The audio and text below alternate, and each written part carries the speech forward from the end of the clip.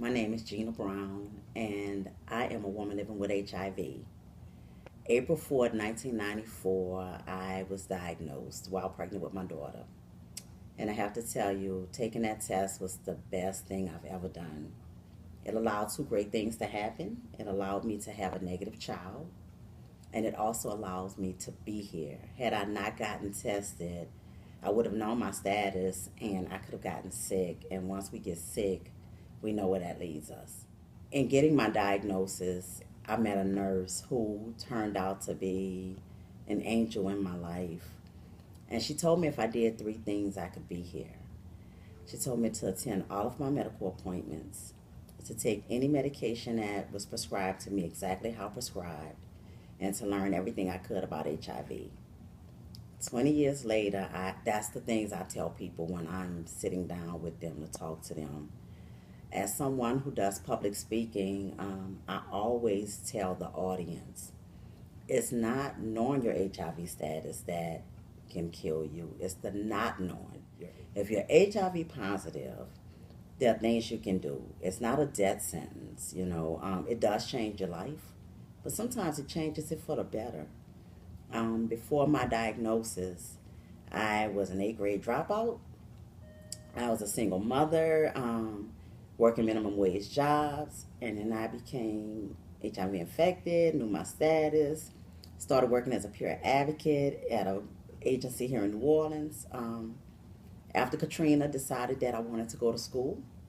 Went back to school and received my bachelor's and my master's in social work because I wanted to give back. I make it my mission to do as much education as I can with people in the community because it's not the people who work in the agencies or who are in the doctor's offices that need this information.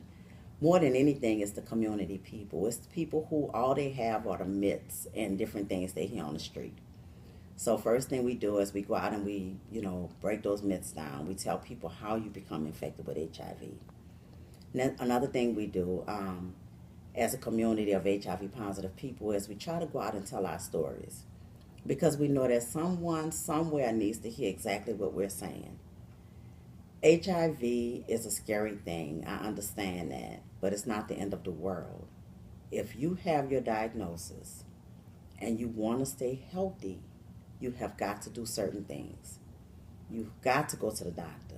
That's a must. And if they prescribe medication, don't take it 3 days a week and then think, oh, I have some of it in me. Take it every day exactly as prescribed. Know your CD4 count, know your viral load, know your percentage of your CD4 count. What that means is you want to know where you are by looking at your lab work. You want to know exactly what's going on with your life. So when you look at your lab work, even if you don't understand it in the beginning, talk to your peers, talk to your case manager, talk to a provider, and have them explain it to you. Always know your CD4 count. Your CD4 count should be above 200. We really want it to be over 500, to tell you the truth. And the higher our CD4 count and the longer we can keep it there, the healthier we'll be. Your viral load. You want your viral load to be undetectable, meaning you want the medication to suppress the virus enough that when they draw your blood, it's showing an undetectable reading. That's a great thing because that means that the virus is not replicating the way that it normally would if you were not on medication. Your percentage also shows you the percentage of of the CD4 count that's really working.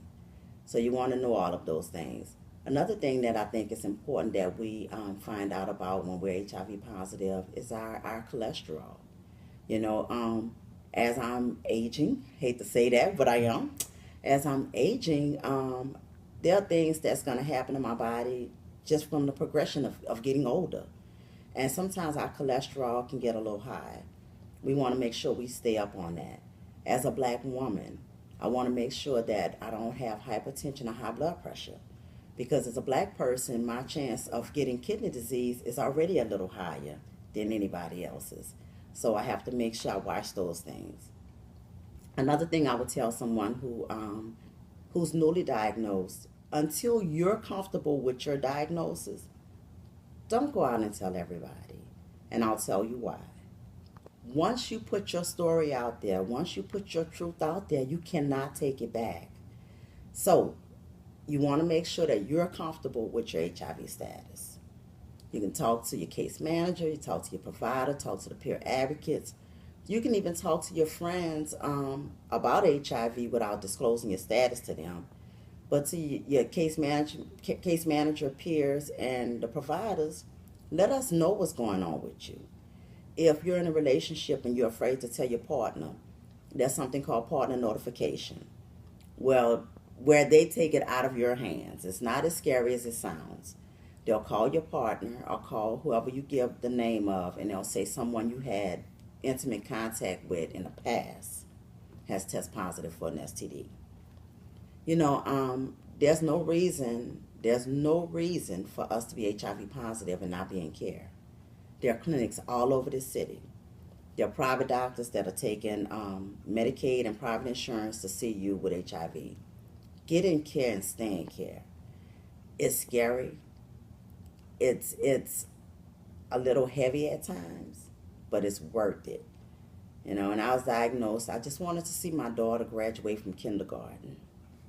My daughter's in college now. And I don't just want to see her graduate from college. I want to see her get married. I want to see grandchildren. I want everything.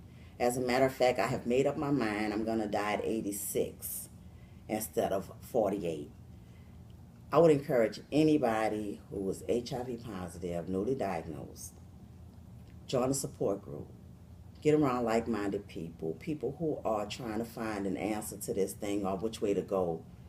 Come hang out with us. It's not as scary as it seems.